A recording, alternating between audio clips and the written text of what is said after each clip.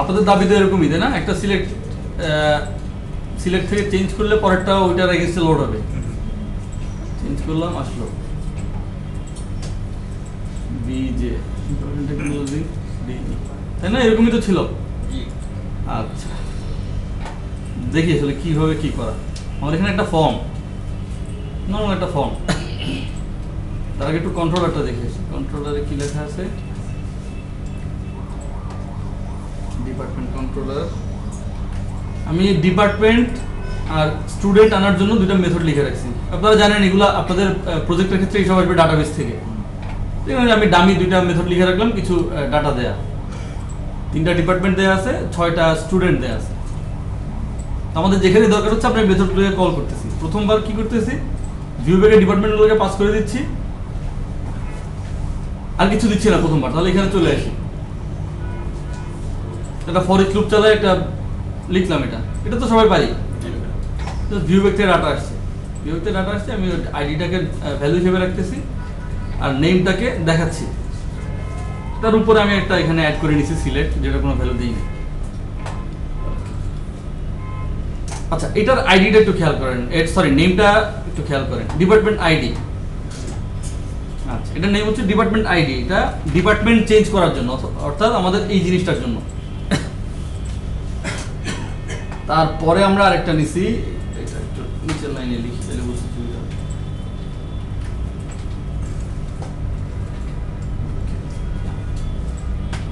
আচ্ছা, তার নিচে আমরা আরেকটা নিছি সিলেক্ট, যেটার নাম এবং আইডি আমরা দিয়ে রাখছি স্টুডেন্ট আইডি। ভিতরে কিছু লিখি নাই, কারণ এই জিনিসটা তো ডাটা আমরা প্রথমে দিব না। এটা আমাদের এইটার চেঞ্জের উপর ডিপেন্ড করে এখানে ডাটা আসবে। আবার প্রজেক্টটা আবার একটু রান করি।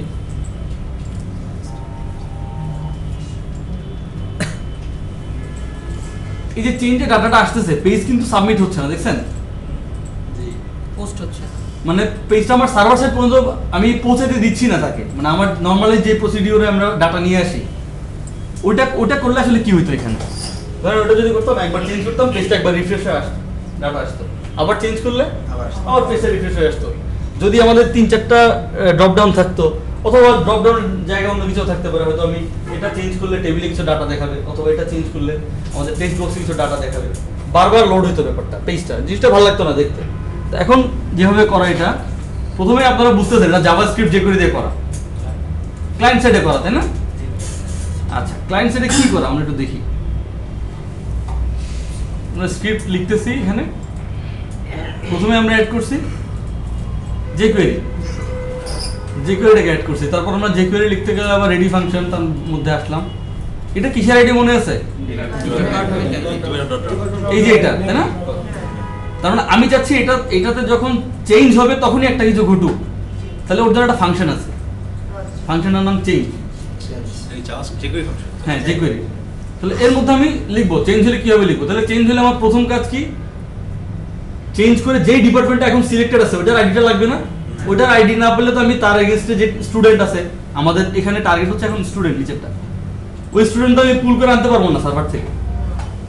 আমি প্রথমে এই কাজটা করলাম, ডিপার্টমেন্ট আইডিটা নিছি, এটা বন্ধ থাকবে। তারপর এখানে আবার দেখা যাচ্ছে জেসন। জেসন জিনিসটা আসলে কি? জেসন মানে হচ্ছে জাভাস্ক্রিপ্ট অবজেক্ট নোটেশন।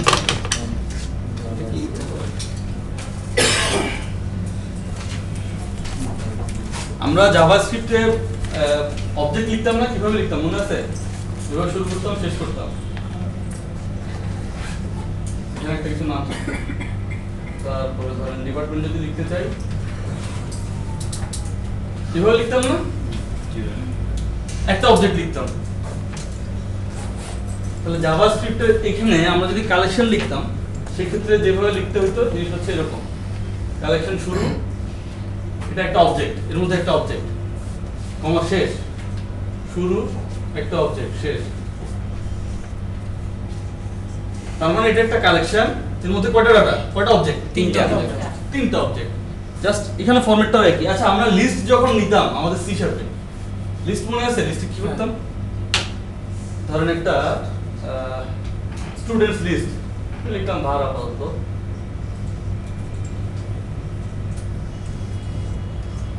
এখানে কি করতাম?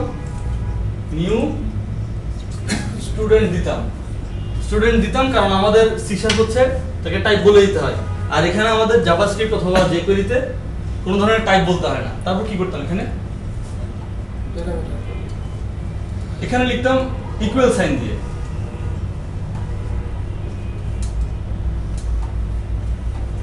এগুলো লিখতাম না, জাস্ট একই জিনিস। এখন আমরা লিখতেছি একই ভাবে,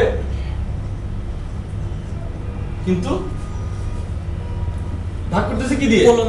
কোলন দিয়ে। এখানে আমরা এই কাজটাই করছি। দেখেন, আমরা ডিপার্টমেন্ট আইডিটা পাঠাতে চাই, এই পাশের যে ডিপার্টমেন্ট আইডি লেখা। আচ্ছা, এটা একটু চেঞ্জ করে দিই তাহলে আপনাদের বুঝতে সুবিধা হবে। ধরেন আমি এটা লিখলাম ডিপিটি আইডি। আচ্ছা, আমরা যখন সাপোজ আমরা লিখলাম a = 10, তার মানে কি অ্যাসাইন হলো 10, এখানে এই জিনিসটা, এই ডিপার্টমেন্ট আইডিটাকে আমি এখানে পাঠাচ্ছি, অ্যাসাইন হচ্ছে। একই জিনিস, এখানে আর কিছু না। তাহলে এই নামটা কিসের সঙ্গে মিল রেখে লিখতে হয়? আমরা চলে আসি, আমরা যাদেরকে কল করতে চাই, যেই মেথডটাকে আমি ওখান থেকে কল করতেছিলাম তার নামের সাথে। কারণ আমরা জানি এমভিসির অ্যাকশনে আসলে একই ধরনের নাম যদি না হয় তাহলে সে আর বাইন্ড করতে পারে না। তাহলে এখন আপনাকে যদি বলি আমি এখানে প্যারামিটার হিসেবে একটা অবজেক্ট যাবে, ধরেন একটা ডিপার্টমেন্ট টাইপ অবজেক্ট যাবে, সেক্ষেত্রে আপনি এখানে কিভাবে পাস করতেন? ধরেন ডিপার্টমেন্টের নেম এখানে লিখতেন একটা কিছু, তারপর লিখতেন ডিপার্টমেন্টের ধরেন কোড, একটা কিছু লিখতেন। এইগুলো তখন আপনি কিসের সঙ্গে মিল রেখে লিখতেছেন? ওই যে প্যারামিটারের সাথে, প্রপার্টির সাথে। সরি, আমি যদি এখানে ডিপার্টমেন্ট টাইপের একটা অবজেক্ট রাখি, তাহলে তার প্রপার্টির সঙ্গে যদি এগুলো না মিলে বাইন্ড করতে পারবে না। জাস্ট এই জিনিসটাই করলাম এখানে, আর কিছু না।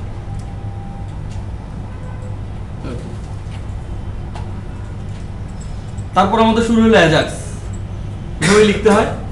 প্রথমে টাইপ পোস্ট, আমি তো আমার এখান থেকে একটা কিছু সার্ভারকে দিচ্ছি, টাইপটা পোস্ট। তারপর ইউআরএল, এখানে যেটা বলতে হয় কোন কন্ট্রোলারের কোন অ্যাকশন থেকে অ্যাকশন এসে যাবে। আমাদের কন্ট্রোলারের নাম ছিল ডিপার্টমেন্ট, আর আমাদের অ্যাকশনের নাম ছিল get students by department ID. আমরা ওটাই লিখছি, দেখেন department get students by department ID. এরপর কন্টেন্ট টাইপটা বলে দিতে হয়, আমাদের টাইপ হচ্ছে জেসন, অ্যাপ্লিকেশন জেসন। আর এই সাইডে যেটা লিখলাম এটা হচ্ছে ইউনিকোড সাপোর্টের জন্য। আপনারা এর আগে HTML এ লিখছেন।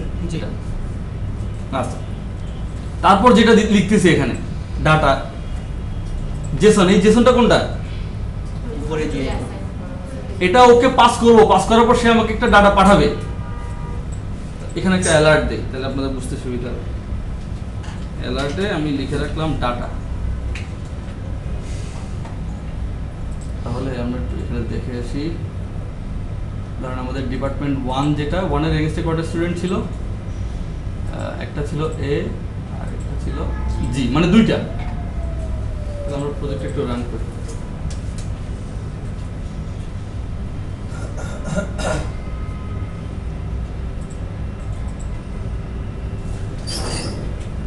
কয়টা অবজেক্ট আছে এখানে? দুইটা, কমা দিয়ে দুইটা, তার মানে দুইটা অবজেক্ট আমি এখানে পাচ্ছি। আমার এই যে ডাটা, তার মানে এই ডাটার মধ্যে এখন দুইটা অবজেক্ট আছে। ওকে, অবজেক্টটা সে আবার আনে কিভাবে আমরা একটু দেখি। তার মধ্যে কি এবং ভ্যালু দুটো জিনিস থাকে। আমরা তাহলে এখানে চলে আসলাম, এটা হচ্ছে ফর ইচ লুপ লিখতেছি আমরা, জাভাস্ক্রিপ্টে ফর ইচ লুপ লিখতেছি। তাহলে আমি যদি তাকে বলি যে আমি কিটাকে দেখি, কিটা আসলে কিছুই না, সে কয়টা ডাটা আসতেছে সেটার উপর হিসাব করে একটা ইন্ডেক্সিং করে 0 1 2। আমাদের এখানে যেহেতু দুইটা ডাটা, তাহলে 0 আর 1 আসার কথা, প্রথমবার 0 পরের বার 1। দেই রান করে দিস।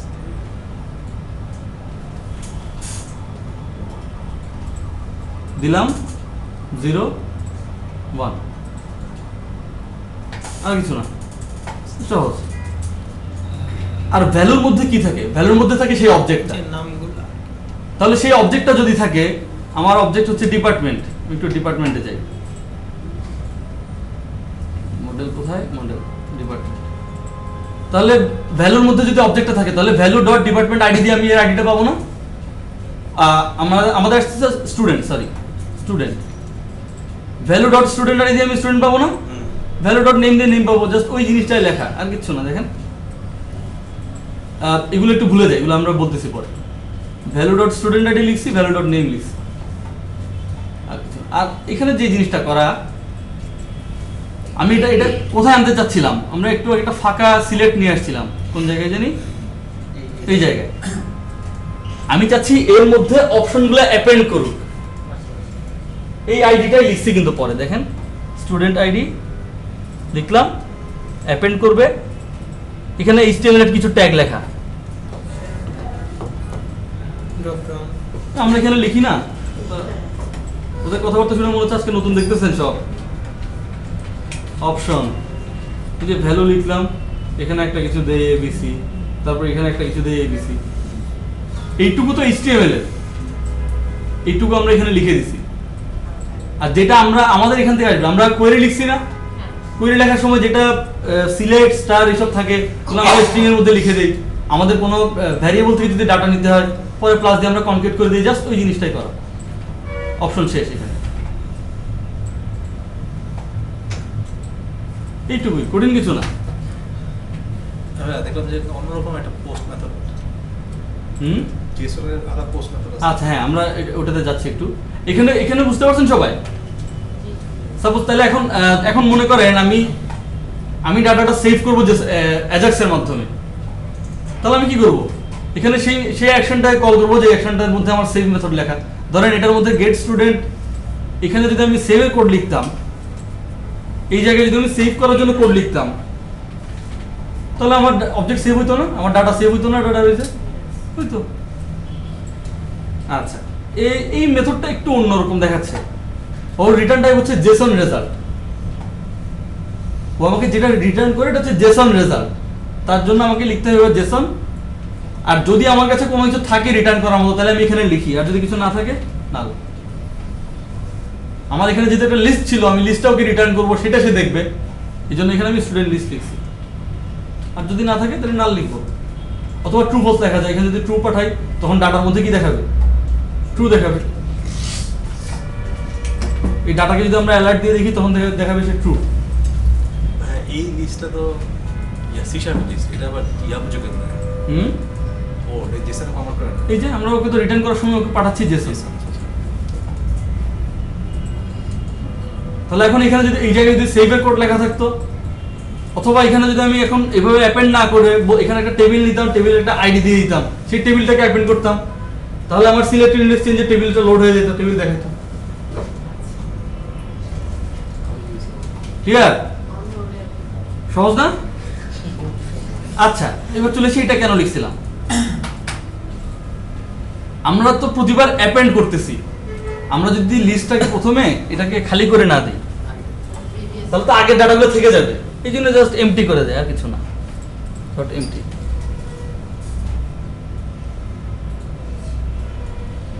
ক্লিয়ার? কোড না লিখলে তো ক্লিয়ার হবে না। কেমনে ক্লিয়ার হয়েছে?